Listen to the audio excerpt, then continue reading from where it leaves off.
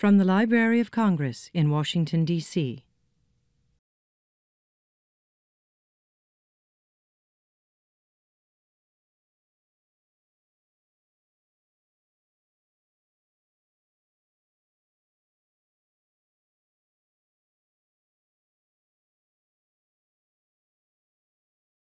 And welcome to the Library of Congress at Coolidge Auditorium. Since 2008, the Library of Congress has enjoyed an ongoing collaboration with the American Musicological Society, in which the Society selects 2 of its members each year to speak at the library's historic Coolidge Auditorium about the fruits of their research in our vast collections. Earlier this season, we were fortunate to hear Barbara Heyman present on her recent research about Samuel Barber. And this afternoon, we will have the pleasure of hearing Dr. Todd Decker speak about the powerful and perhaps unexpected roles that performers played in sculpting Showboat into the revered musical that it remains today. Professor Decker is the head of musicology at Washington University in St. Louis, where he also served as an affiliated faculty member in the Film and Media Studies, American Culture Studies, and Performing Arts departments. A busy man. His main areas of research include commercial popular music in many genres such as Broadway, film, television, recorded sound, and jazz from 1900 to the present. Professor Decker won the 2012 Best First Book Award from the Society for Cinema and Media Studies for his book, Music Makes Me, Fred Astaire and Jazz. His second book, Showboat, Performing Race in an American Musical, is related to his talk today and explores in depth the impact of performers on the musical during its original Broadway production in 1927 and beyond. His current projects include a book on the performance history of Old Man River and a book on combat music, movie music and sound after Vietnam. We are delighted that Professor Decker was able to draw on the library's Jerome Kern and Astaire and Jazz II collections in conjunction with other archival collections to bring to life new aspects concerning the creation of this American classic, Showboat. Professor Decker.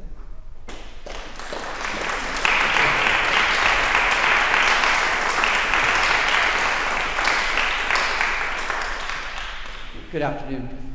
It is a great honor to speak at the Library of Congress on behalf of the American Musicological Society. I have visited the library many times to do research in the music division, where the legacy of our nation's popular music is preserved alongside the art music traditions of the US and the world. In the case of the 1927 Broadway musical Showboat, the legacy preserved by the Library of Congress is primarily a matter of paper. Showboat has always been a big show. It's cast twice the size of most musicals. It's 3-hour length, more like an opera. It's a sprawling story, embracing a half-century of musical and social change. Perhaps the most important Broadway musical ever made, Showboat, as luck would have it, left behind a lot of paper. Much of that paper is here at the Library of Congress in the collections given to the music division by songwriter Jerome Kern and lyricist and book writer Astaire and Hammerstein II. Other smaller caches of Showboat materials can be found in New York, London, Hollywood, St. Louis, and Madison, Wisconsin. Taken together, these archival sources, all available to the public in freely accessible collections, make Showboat one of the best preserved of American musicals. Here's a quick overview of the contents of the Showboat archive. 5 complete versions of Showboat's script survive, each datable to within a month or so of the roughly 15 months it took to create the show in 1926 and 1927. 4 unique drafts chart Showboat's development from January to November of 1927. Multiple copies of the script as performed on Broadway, beginning 2 days after Christmas 1927, exist in several collections, including a copy here at the Library of Congress, which Hammerstein had bound in red leather for his wife, Dorothy. Many musical sources survive as well, most of them in the Kern collection here at the library. Among them are fragmentary sketches in Jerome Kern's hand.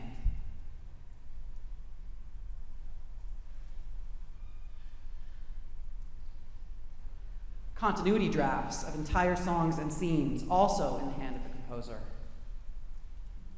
The work of professional copyists who made fair copies of Kern's scores in preparation for engraving of the vocal score. Full orchestral scores in the hand of arranger and orchestrator Robert Russell Bennett.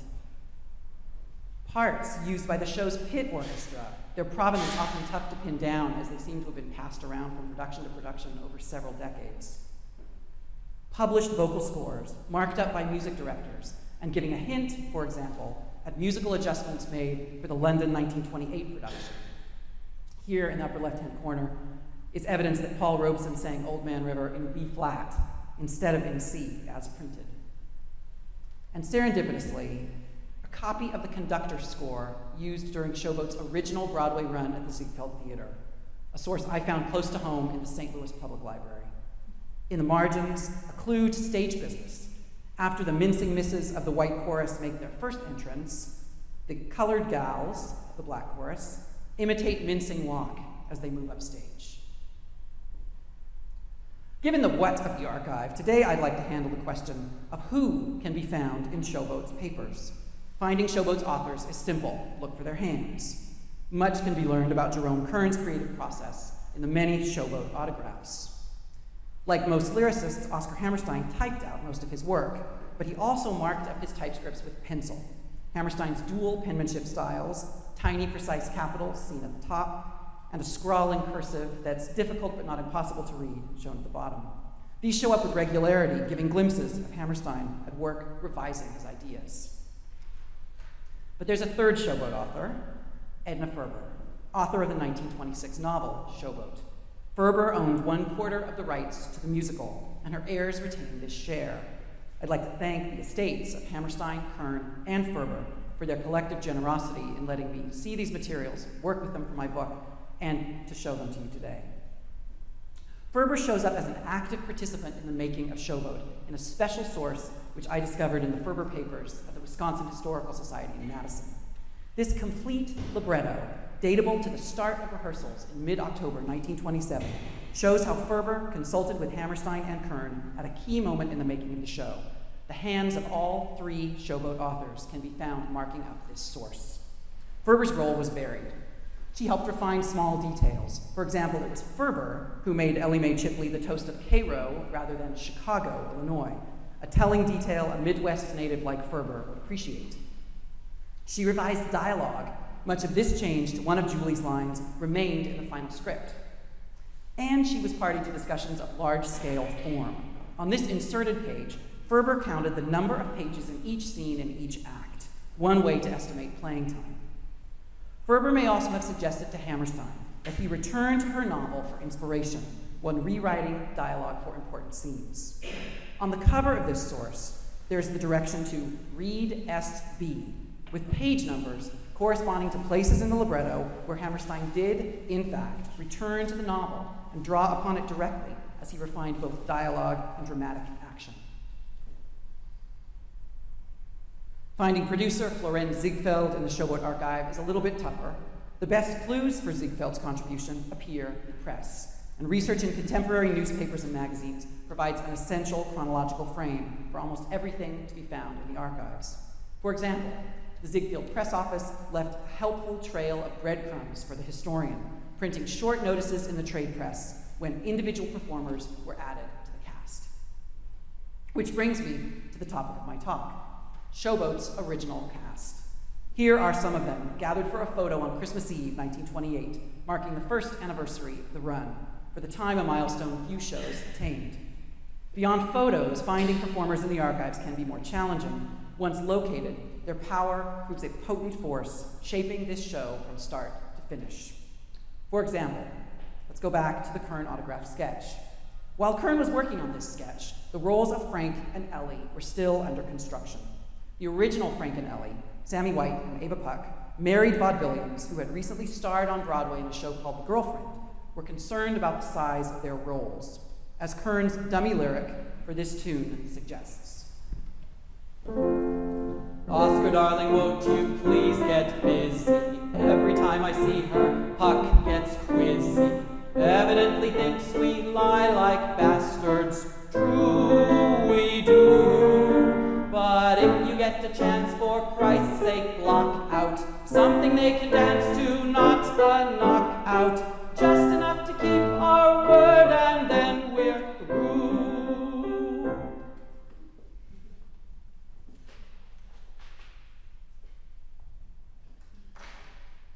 Puck and White ended up with 2 song and dance duets, 1 in each act, and Puck was given the charm solo Life Upon the Wicked Stage, surely a good return on her quizzy look. Kern and Hammerstein doing just enough to satisfy Puck and White adds dimension to the standard narrative about the making of Showboat. Beginning in the 1950s, musical theater historians regularly celebrated Showboat as the first integrated musical, where musical and dance numbers advanced the plot or deepened characterization. This view had Showboat anticipating by almost 2 decades the integrated musical plays of Rodgers and Hammerstein, such as Oklahoma and South Pacific. There has always been a problem with this view, as operetta scholar Richard Traubner, among others, pointed out decades ago. Still, it remains a truism of musical theater history that Showboat was somehow fundamentally different from all the shows that surrounded it in the 27-28 Broadway season. But the traces left by performers in the archives strongly suggest that Showboat was fundamentally of its time. Indeed, the bones of this show, the essential musical moments and stage pictures that say Showboat, Howard Marsh, the tenor for whom Gaylord Ravenel was tailored, Helen Morgan, the nightclub chanteuse who made Julie into the show's star part, and Jules Bledsoe, the first man to sing Old Man River. A 4th performer, missing from this photo and from the original cast, exerted more control or more power over Showboat than anyone else. For if any single performer caused Showboat to be made at all, it was Paul Robeson, the great African-American bass baritone, actor, and later activist. It's no exaggeration to say that Showboat was conceived by its makers as a means to put Paul Robeson on a Broadway stage before the largest possible audience. The tales surrounding these 4 are of more than historical interest, for the choices made for these 4 in 1927 resonate over Showboat's still unfolding history. Showboat was built for its original performers. They are present, as we shall see, in the text itself, a text constructed to foreground their personas and talents. And so every subsequent production, every performer stepping into these roles, has had to deal with the powerful legacies embedded in Showboat's text, as made for the original performers. While I won't have time to chronicle how later performers made these adjustments, I do that at length in my book, I hope these stories from 1927 will enrich any Showboat audience member's experience or memories of the show. Showboat's central romantic plot concerns the rather disappointing love story of Magnolia Hawks and Gaylord Ravenel. Magnolia is a child of the Showboat Theatrical Company who is thrust into the role of leading lady. Ravenel is a dashing river gambler who hitches a ride on the boat and takes the job as Magnolia's leading man. The pair fall in love, marry, and move to Chicago, where Ravenel exhausts their savings gambling, then deserts Magnolia and their young daughter, Kim. In the novel, Ravenel disappears for good. In the musical, he returns at the end of Act 2 for a perfunctory happy ending. Hammerstein, Kern, and Ziegfeld seem to have never resolved a fundamental question about these lovers. Do they hail from musical comedy or opera? All the women mentioned in the press as under consideration for Magnolia were musical comedy stars, some better known as dancers than singers. The part eventually went to Norma Terrace, a singing comedian who spent much of her career on vaudeville. Her signature act was doing comic imitations of current female and male Broadway stars. All the men considered for Ravenel identified with operetta. A flourishing genre at the time, operettas demanded singers with legitimate vocal training, putting operatic voices singing in English on the popular musical stage. Among this group, Howard Marsh was an elite talent, the highest of Broadway tenors, best known for introducing the role of Karl Franz, the title character in the long-running 1924 hit The Student Prince. When Marsh came into the cast in late 1927, 2 duets for Magnolia and Ravenel had already been written, Makebelieve and Creole Love Song. Neither was a good fit for Marsh. Composed by Kern as show tunes, amenable to amateur singing at home, neither went high enough to feature Marsh's upper range, and both sat too low for his comfort. The solution with Creole Love Song was to cut it and write a new love duet in full-on operetta style. The result was You Are Love. This waltz-time duet, sung by the lovers on the top deck of the showboat with the moonlight reflecting on the Mississippi, tilts decidedly toward Ravenel, as Marsh was redefining him. The opening phrase, for example, rises to a climactic, sustained high note. You are love, here in my arms, where you belong. This melody echoes a tune Sigmund Romberg composed for Howard Marsh in the operetta Cherry Blossoms, which had flopped in mid-1927 and actually made Marsh available for Showboat. So here's the other tune. But someday, some fine day, all this will be quite changed for me. The vocal range of You Are Love goes far beyond standard musical comedy tunes. Here's the conclusion to the duet. Listen for how Magnolia takes the submissive role vocally. The high notes go to Ravenel. But the duet Make-Believe, written before Marsh's hiring, could not be replaced. It was too firmly built into Showboat's first scene. Here, a small adjustment made Make-Believe a better fit for Howard Marsh's talents. Make-Believe has some high notes. The problem was the low notes. Consider how unrewarding the opening phrase of Make-Believe is for a tenor. Only make believe I love you. That low C is no fun to sing as a tenor. The quick solution to the problem of Make-Believe was to moderate the difficulty of that long, low note by transposing the entire song upwards by half a step. Only make believe I love you. Much more comfortable. The archive shows how this was done with minimal effort and rather late in the game. Kern conceived of the tune in D-flat major. He notes the key explicitly on several sketches, which put the bottom of the song's range for Ravenel at that troublesome C. On the repeat of the refrain, sung by Magnolia and Ravenel together, the song was transposed up a half step into D major, making C sharp the bottommost note. And so, Howard Marsh, in tryouts, would have sung Make-Believe in both D-flat and D. At some point during tryouts, when Showboat was being refined in cities outside New York, the entire Make-Believe sequence was raised a half step, putting Ravenel's solo chorus in D and the shared chorus into E-flat. A manuscript vocal score prepared for the engraver affects the upward key change with a minimum of recopying, salvaging every bit of already copied music. You can see in the red box here where the flats of D-flat major have been picked out of the paper to be replaced by the sharps of D major. And I'm not sure why they're spelling D major with a G sharp here, but it does change the music into D major. For the conductor's score, which has the lower D-flat to D major version, the change of key was never notated. Instead, a terse note advised, rather unspecifically, to change key here.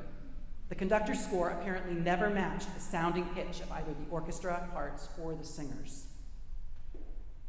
Marsh had a ringing high B-flat, and Kern and Hammerstein leveraged this talent to Showboat's benefit in an entirely new song, a solo for Ravenel with the White Men's Chorus in Act 1. Till Good Luck Comes My Way was added during rehearsals, buttressing Ravenel's new identity as an operetta tenor. The range of Ravenel's part in the song matches that of Karl Franz in The Student Prince almost exactly, extending across 2 octaves, again putting the song outside the realm of sheet music. Kern worked out a stunning climax designed to thrill any audience enamored of high, loud, operatic singing. Hear how a steady rise to a final high B-flat practically commands big applause. Few numbers express the power of performers to shape the musical content of a show as directly as Till Good Luck Comes My Way, which reflects Ravenel as reconceived for Howard Marsh, the operetta tenor. 2 songs regularly stop Showboat: Old Man River, sung by Joe, and Bill, sung by Julie. The origins of both offer examples of how Showboat was designed to make connections with the larger realm of musical performance in Jazz-age Manhattan. Let's begin with Julie and Bill. Here's the original Julie, Helen Morgan, singing Bill as recorded during Showboat's initial Broadway run.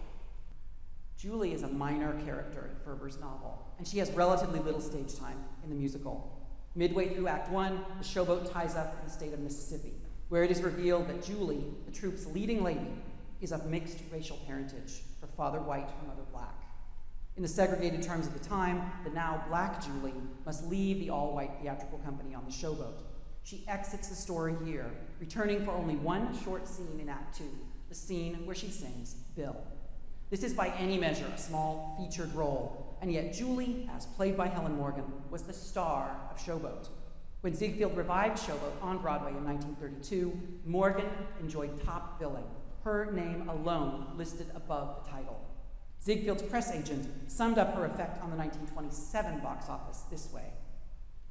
After Showboat had run for more than a year and the interest of the public was presumably exhausted, the box office took a sudden spurt up as a result of the automatic publicity from the trial of Helen Morgan. Patrons walked up to the window and asked definitely if she were in the cast, and finding that she was, they bought tickets to see her. Morgan was on trial for violating the 18th Amendment, which made the sale of alcohol illegal. Nightclubs bearing her name were raided by federal agents, and she was arrested. A famously destructive raid, federal agents literally ripping fixtures out of the wall and throwing them onto a Manhattan sidewalk, occurred the very night Showboat opened. Morgan spent part of that evening in jail, and her legal travails continued for the full run of the show. She used to greet journalists in her dressing room. Morgan got her start in speakeasies and was primarily known as a nightclub singer. Julie was the first substantial dramatic role she ever played.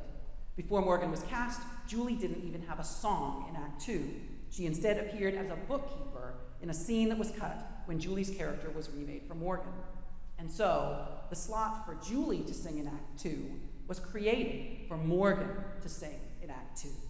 And the song Bill was chosen expressly for her, perhaps by her, and adjusted by Hammerstein and Kern to fit her persona. In the October script, Hammerstein penciled in a spot for Julie to sing, a popular sentimental ballad, characteristic of the time. This was part of the plan to include well-known popular song interpolations, giving Showboat's historical narrative some authentic musical texture.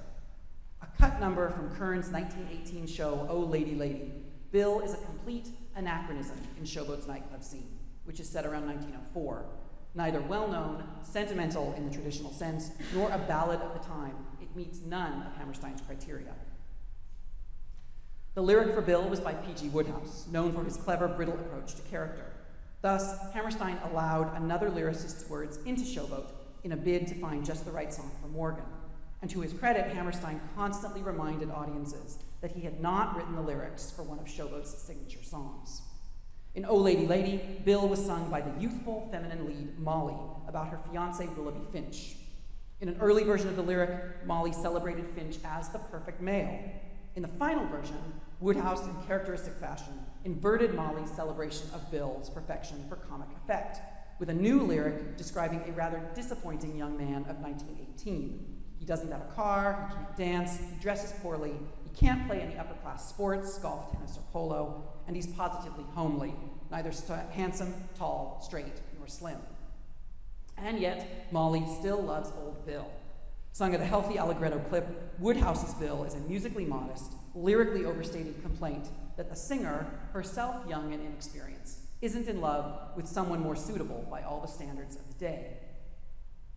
In changing the song for Morgan's purposes and a scene set in 1894, Hammerstein left most of Wodehouse's lyric untouched, removing only the most egregiously anachronistic references to Bill's motor car and poor skills as a dancer, a reference to the dance craze of the late 19-teens.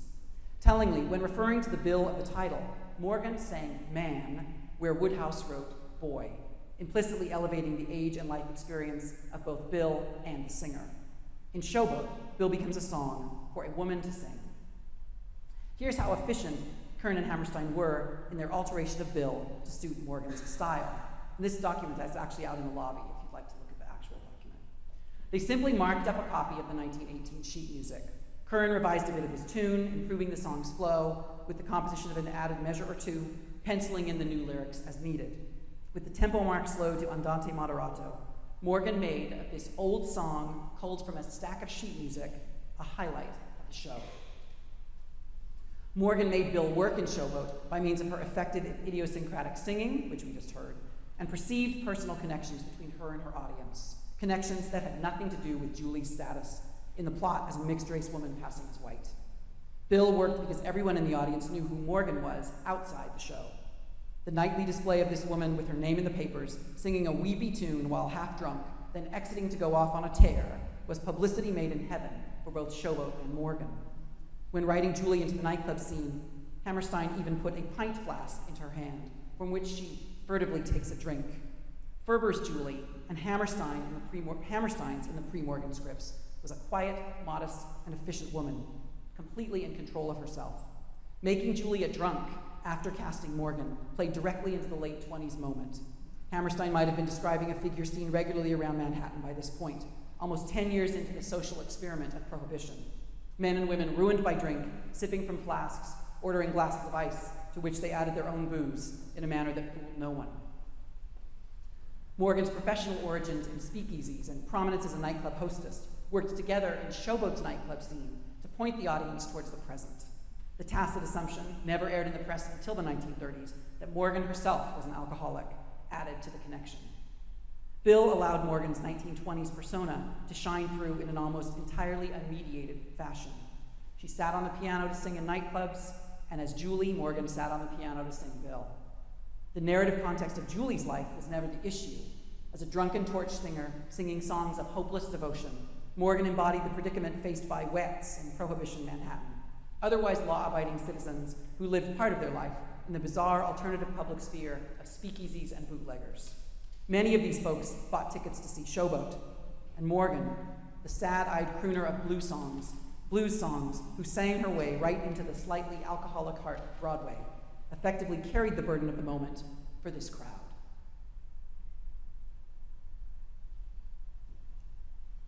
The famous African-American actor and singer Paul Robeson was not in the 1927 Showboat. He was offered the role of the stevedore Joe, but refused it. Jules Bledsoe, the first Joe and the first man to sing Old Man River, was added to the cast less than 3 weeks before Showboat opened its first tryout engagement in Washington, D.C. at the National Theater, just down Pennsylvania Avenue from here. Kern, Hammerstein, and Ziegfeld deeply wanted Robeson to play Joe. Indeed, they only hired Bledsoe after Robeson got on an ocean liner and sailed to France. And when Robeson proved willing to play Joe on Broadway in the 1932 revival, Ziegfeld hired him and left Bledsoe out in a production that brought back almost every other leading player from the 1927 original. Ziegfeld, Hammerstein, and Kern wanted Robeson for Joe because the part had been conceived with him in mind from the start. Indeed, I would go so far as to suggest that Showboat itself, and certainly the song Old Man River, were conceived as vehicles for Paul Robeson. The two most famous tunes from Showboat are Old Man River and Can't Help Lovin' That Man. Both date to November 1926, Kern and Hammerstein's first burst of work on the show. On an early sketch of the second verse of Can't Help Lovin' That Man, Kern included a note to Hammerstein, who was tasked with writing lyrics to tunes already set down. Kern wanted a special lyric for a sextet of singers, with the bass voice with figures, to which he added, in other words, we must feature Paul Robeson. Not Joe, but Paul Robeson. Here's what Hammerstein and Kern came up with to feature Robeson in this spot of the show. Listen at the end of the phrase for a little bass solo. Can't Help Lovin' That Man is a song in a scene that has nothing to do with Joe and everything to do with Julie. Yet here, in the earliest phases of composition, Kern and Hammerstein are striving to feature Robeson. The most prominent way to feature Robeson's character Joe, a figure who plays no role in the plot, was to give him a great song to sing, which of course they did, in the classic tune Old Man River. Here's Robeson singing Old Man River during the London production in 1928, when he first played Joe. And this recording was made in Drury Lane, the theater where he played the part of Joe. Kern explicitly linked the creation of Old Man River to Robeson in a letter from 1938, also on display in the lobby, a document purchased for the Library of Congress by the Lenore and Ira Gershwin Fund, and brought to my attention by Mark Horowitz, the invaluable master of the musical theater archives in the music division. In this written reply to a journalist's inquiry about his sources of inspiration, Kern threw out a clue about Showboat's making. P.S., to be more specific, it may be significant to your readers that the melody of Old Man River was conceived immediately after my first hearing Paul Robeson's speaking voice. It was in a preliminary tour of a play called Black Boy, performed in Mamaroneck, New York, and Robeson's organ-like tones are entitled to no small share of that thing called inspiration. About the time Kern heard Robeson's voice in Mamaroneck, a suburb where Kern lived, He journeyed into the city to see another new show, the mammoth native opera, Deep River. There, Kern heard this tune, sung by none other than Jules Bledsoe. The name of the song is The Old Clay Road.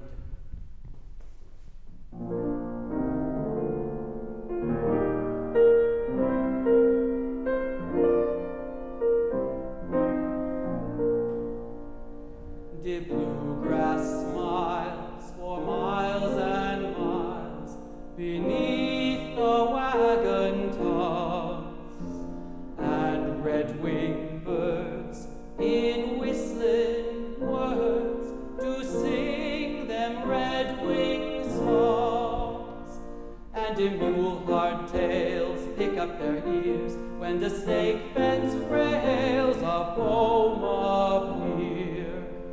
Beside the old clay road, beside the old clay road, the bluegrass smiles for miles and miles, sweet Lord, beside the old clay road. Hopefully the similarity with Old Man River is pretty clear. Kern obviously liked that measure, but you can actually take the chords of this song and lay the tune of Old Man River on top of it. So these are the harmonies of the Old Clay Road and the melody of Old Man River.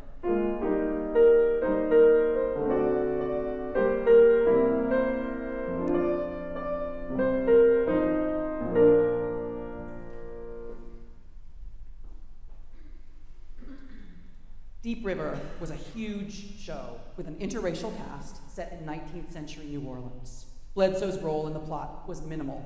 He mainly took his solo turns, standing in front of the stage, singing serious pseudo-spirituals such as The Old Clay Road.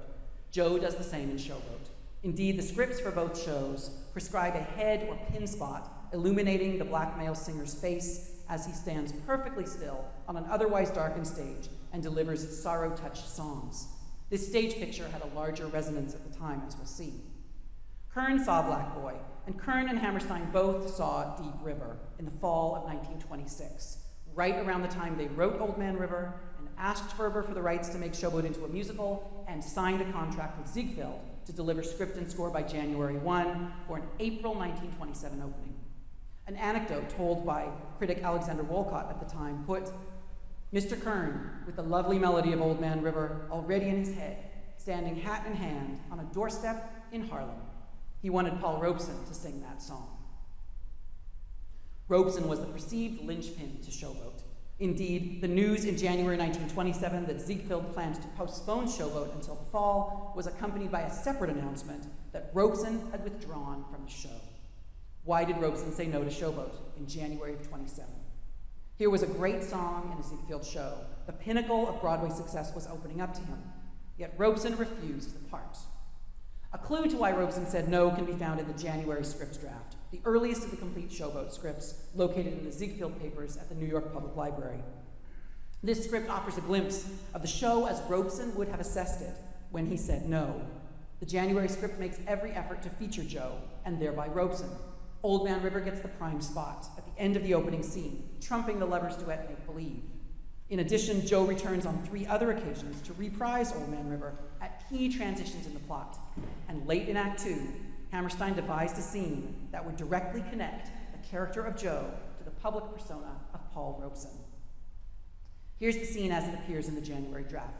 Captain Andy is speaking to his wandering son-in-law, Ravenel, who has just returned for his reconciliation with Magnolia. Andy, Joe's son, remember him when he was a little pickaninny? Wouldn't study arithmetic, wouldn't learn to read, but he knew all the river songs that ever was. Part they used to have to keep shutting him up. Well, sir, he's now singing in concerts all over the country, and making good money, too.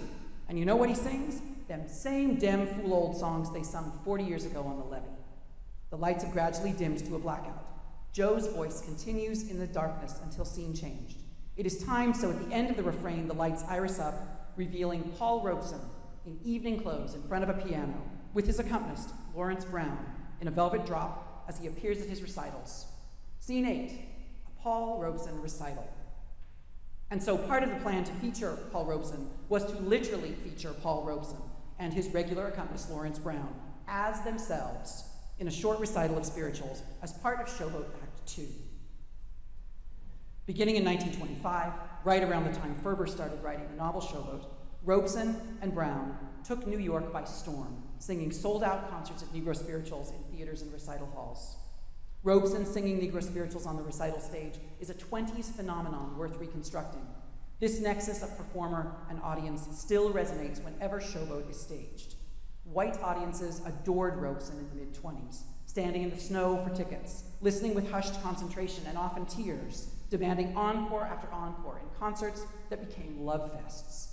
And Showboat's audiences, predominantly white, as the Broadway audience has always been, have consistently adored Old Man River, applauding in a manner that suggests more than just appreciation for a good singer and a good song. Ferber described the reaction in 1932 this way. I witnessed a New York first-night audience after Paul Robeson's singing of Old Man River shout and cheer and behave generally as I've never seen an audience behave in any theater in all my years of playgoing. To recapture the excitement surrounding Robeson's recitals, it's useful to listen to the voices of those who heard him. Here's what some of the critics said about Robeson in the years just before Showboat was made. Paul Robeson's voice is difficult to describe. It is a voice in which deep bells ring. It has all it needs: perfect pace, beautiful enunciation. It will be long before any of us will forget the spectacle of this magnificently built man and the soft beauty of his voice. His enunciation is a thing to marvel at, and there is no escaping the emotional appeal, always quietly and untheatrically achieved, of many of his numbers. This emotional appeal was inevitably tied up with the content of the spirituals Robeson sang, presenting the Black experience defined as resigned and dignified suffering. Robeson's vocal and emotional restraint delivered this appeal with not a trace of confrontation. Robeson, a physically imposing, strikingly handsome, obviously gifted individual, was a figure with whom white audiences could feel comfortable. He captured the quality of the material in a way that matched the expectations of white audiences and critics, and led them to what they saw as deeper conclusions about the Black experience.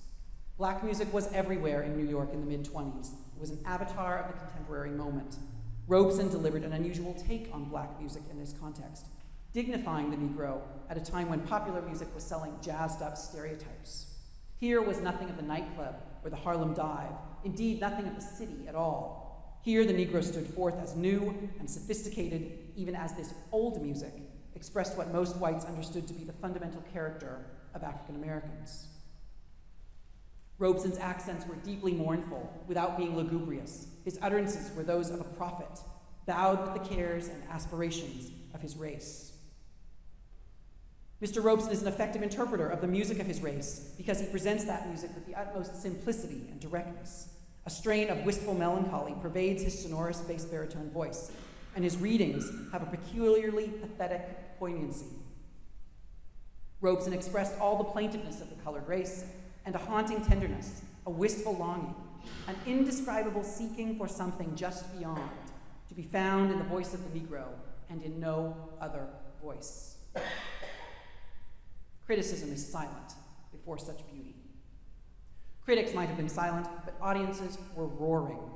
The planned Robeson recital in Showboat's second act sought to leverage this concert hall phenomenon for the purposes of a musical comedy, a strategic move fitting right into 20s Broadway practice, where book shows regularly paused for famous featured performers to do their turn. Old Man River, a Broadway show tune masquerading as a kind of spiritual, would fit nicely into the Robeson concerts. Indeed, after 1930, Robeson and Brown included Old Man River, a spiritual-like show tune, as part of their programs of authentic spirituals and folk songs for over a decade. In 1927, Showboat offered a prime chance for Robeson to reach a huge Broadway, meaning white audience, as a featured star in a lavishly filled production, doing a short version of his recital as part of every performance. But Robeson said no, pulling out of his initial commitment to Showboat in January of 1927 and steadfastly resisting to the end of the year. Kern and Hammerstein held out for Robeson for months. The August draft includes the Robeson recital with the added note, if Robeson is not engaged, this recital comes out. In the October script, the page with the recital scene, originally typed into the draft, is missing, and the lines leading into the recital specialty are crossed out with a penciled comment, cue into reprise, in Jerome Kern's handwriting. They replaced the recital with Howard Marsh singing a reprise of Your Love, going into the blackout on another ringing high B-flat.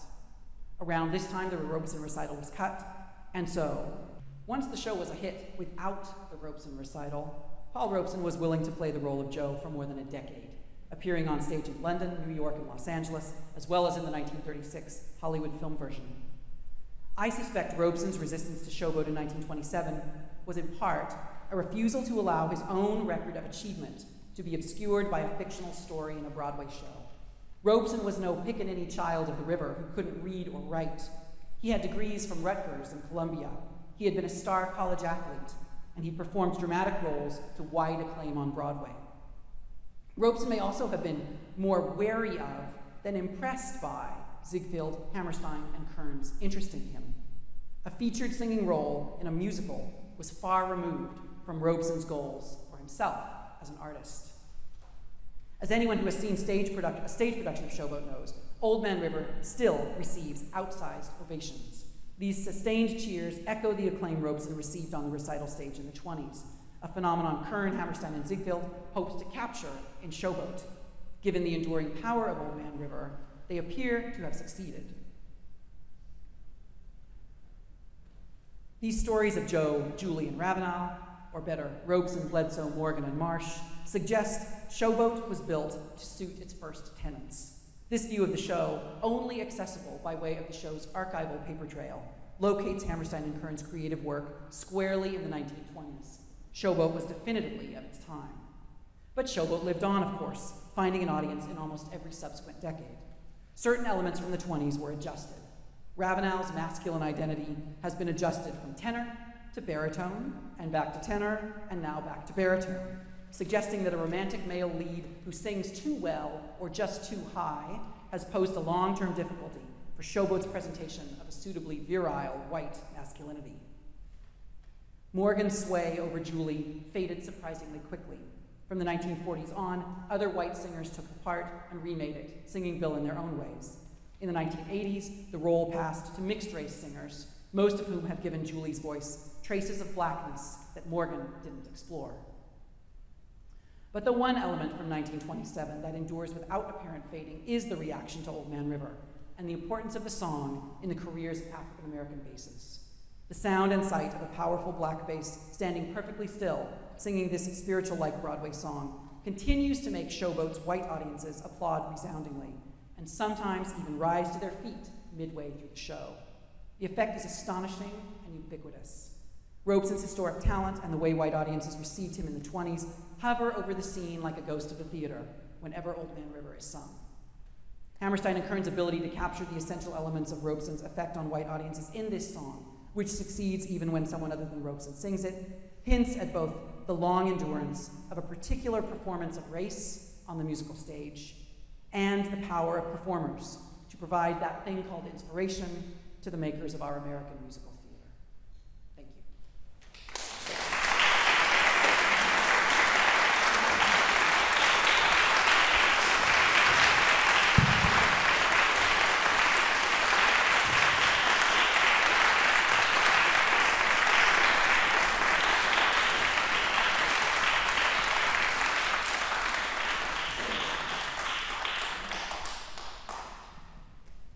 We have 2 mics. We have time for questions. Yes. I was wondering if you saw the Hal Prince produced version in Broadway in the 90s, and what did you think of it, if you did? This is the Hal Prince production. It was on Broadway in '94. It ran for 2 years at the largest house in New York, at the Gershwin. It was a resounding success, I think, in that it remade Showboat into a show that audiences wanted to see in the 90s, sort of a high period for revivals. I have a chapter on it in my book, and Prince really changed a lot, particularly of the musical structures of the show, some of the basic musical structures that Hammerstein and Kern had put in place. So they made those changes. The other thing that Prince does, interestingly, and this is with Susan Stroman, the choreographer, is create a series of really their dream ballets, if you will, of ballet, of dance sections that bring the story of Showboat into, from the end of the 19th century to the 1920s, and that feature black dancers teaching white dancers moves like the Charleston. So as a show a production that takes very seriously the racial history, I think it's a great success in that respect. That you can't leave that production not thinking about how black and white have related to each other across American history through popular music, which to me is really the goal Hammerstein had for this production, is to put black and white on the stage and make his Broadway audience think about those questions. And the Prince version certainly does that.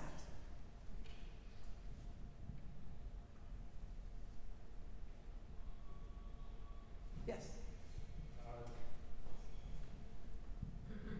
Did Robeson require any changes in dialogue or lyrics?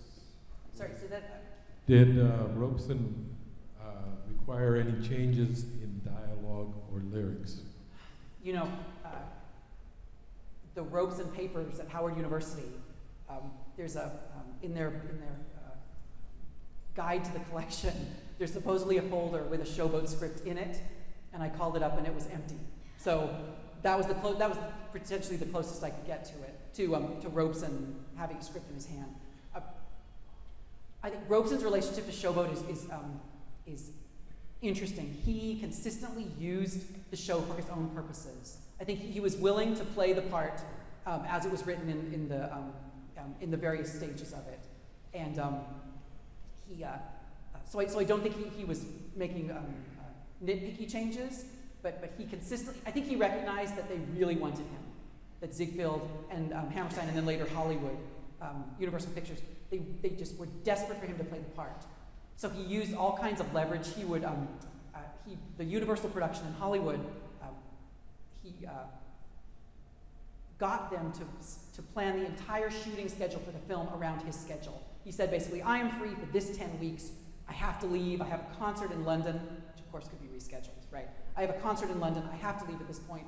If you want me, you're going to have to shoot me in this period. And they did. They bent over backwards. Hammerstein even went and met with Robeson personally in New York to say, please give us more time. I'm rewriting the script. Give us more time. And Robeson refused. So I think to my reading of the sources, he saw how valuable he was to the property and how valuable the property could be to him. But he says in letters that he hated playing the part. He found it really boring, singing the same song 3 times every night. And that he was very strategic. He would use appearing in Showboat as a way to increase his visibility publicly, and even sing in concerts. When the show ran in London, he would play the part during the week, and then on Sundays when there was no performance, there would be concerts in Drury Lane, an afternoon with Paul Robeson, and he would pack the house with people that just wanted to hear him sing. But you know, he changed the lyrics and later. Right. He does, and some of those changes. It's not clear necessarily if he made the change or if Hammerstein made the change earlier, but he does change the lyrics when he uses the song as a song of protest. But within the production, he does that after the war. Yeah. And the last time he plays Joe is in 1940 in Los Angeles. And as far as I can tell, that he hasn't changed the lyrics at that point. It's late 40s when he's definitely changed it. Right. He enters that activist phase. Instead of getting a little drunk, you land in jail. Right. But within the context of performing the show, he doesn't change the lyrics. Right. That was singing it, but that song, yeah. Yes. I've always been curious how the show was originally received in London, and I just didn't know. The show in London in 1928 was received as a star vehicle for Paul Robeson. Quite literally. I mean, when Showboat returned to London in 1943, the next time, all the reviewers said, well, here comes this show, but I don't know if I want to go see it this time because it doesn't have Robeson, because he was the whole reason for the show. I think that the London production, more than anything, was this arrival of was a chance to see Robeson sing and to respond to him. It was like the fourth of a series of Hammerstein operettas that went to Drury Lane. So it was an American show, although they did comment one of the London reviewers comments that London audiences don't understand when a sheriff comes on board and points at a white woman and says, you know, you're actually black and you have to leave the showboat. There's some comment in the press that we don't have these race problems in London, or we don't understand these racial issues. We need it explained to us how that happens. But I really think it was certainly in the memory of the London theater audience, it was the moment Robeson sang Old Man River. It was all about him. Yes. I have a question about the other guy, Jules Bledsoe. Yes. It was very clear that his vocal style is much more an operetta projection, vocal projection. Tell me a bit more about him and his later career and how he embraced the fact that he was the other guy. He was the other other guy. They really wanted Robeson. He, you know, early in the production process, Bledsoe was being listed as a second choice. That, you know, in that newspaper clipping that said they've lost Robeson for Showboat, Bledsoe's name is already there as the obvious second choice. So he was another African-American bass baritone making a career in the 20s doing singing in shows like Deep River, but also appearing in plays. So when he was called to be in Showboat, he left a touring company of the Emperor Jones, where he was playing a role that Robeson had played. So, you know, I think Robeson and Bledsoe are constantly crossing each other, but Bledsoe's just not as famous. He was operatically trained, and Robeson was not.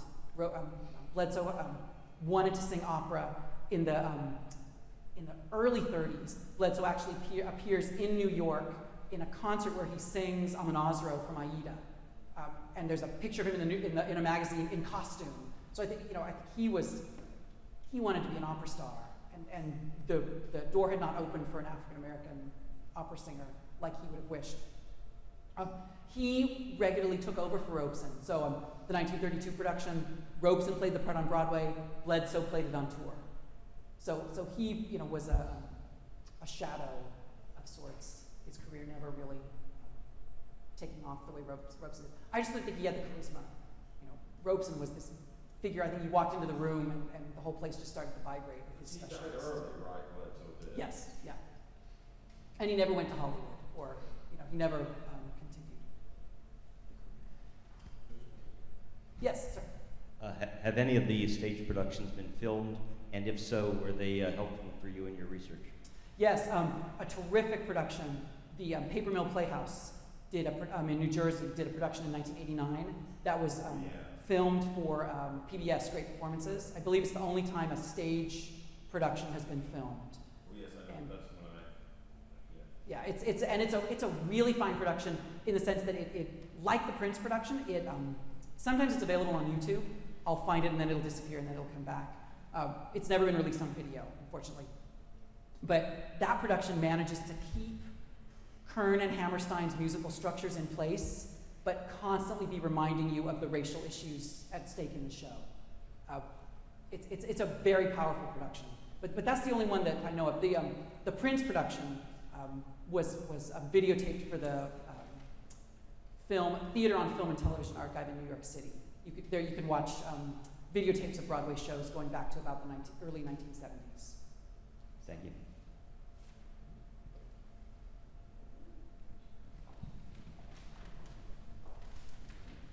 Excuse me, thank you very much for your talk. I had a little trouble hearing at parts, just maybe it's me, maybe it's the acoustics here, but I'd just like to clarify or double check something that I understood you to say and I may not have heard it correctly. The Old Man River song was actually patterned on the Old Clay Road from another production. In other words, it wasn't really an original tune as much as it was kind of an adaptation of a song written by someone else. Is that correct? I wouldn't use the word adaptation. I think Kern, it's documented that Kern went to the opening night of Deep River. His name's listed in the paper of the dignitaries at opening night of Deep River. So we know Kern heard this tune. If you look at the complete song, The Old Clay Road, it's not a very good song. It's not something that sticks in your ear. While Old Man River, you can hear it once and it's embedded. So I think Kern's doing the kind of things that composers have done for centuries. George Frederick Handel's a great example. He hears a good measure from this not-so-great song and recasts that measure and the rhythms and the gesture of it into a new songs. I would certainly not say that Old Man River is based on The Old Clay Road. He's using Kern and Hammerstein are looking for what is succeeding on Broadway, and it's black bass baritones singing spiritual-like show tunes. And so, like the great composers that they are, great songwriters that they are, they sit down to create something in that vein. But clearly, I mean, that I think Kern is riffing on that measure. I should say too that I've only found 2 copies of The Old Clay Road. One copy is here at the Library of Congress, and it's not even it's a copyright deposit sheet. It's a formality. And the other one is a single copy that I found at the New York Public Library. So The Old Clay Road was not a hit. No one, I think, heard it. Even Deep River was not a hit. It closed after about a month. So I think they're doing what composers often do, which is draw inspiration from the sources around them. Thank you for that clarification.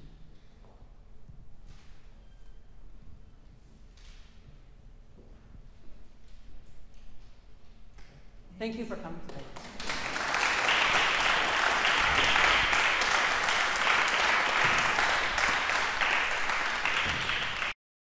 This has been a presentation of the Library of Congress.